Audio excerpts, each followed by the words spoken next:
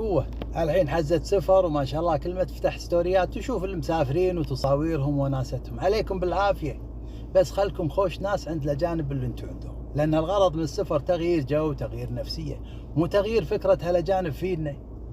يعني لا شفت أحد يعزف بالشارع مو لازم تهزها قدامه، وإذا انت شاحن سيارتك لندن مو لازم تنفخ وتستعرض جبال الكمبرلند، يبقى هذا أوكسفورد مو خط الوفرة. والبطة اللي عند البحيرة يبقى هذه للتصوير مو للأكل. لا تحاول تعطيها توست عشان تصيدها وتنتفها وتسويها تكة، ما يصير يبقى ما يصير، هذه رابية وياهم. والغوري والمخاد والروب اللي بالشقة اللي تساكن فيها، هذيل الاستخدام فقط، هذيل ما تاخذهم وياك عشان تكشت فيهم بالصمان عقب ما يصير يبقى ما يصير. فحط في بالك ان انت سفير لديرتك، ويا غريب كون اديب، لان اي غلط تسويه راح يقولون العرب كذي، ما راح يقولون ابراهيم الخبل كذي. ذبحتنا الله ياخذك. يلا يلا.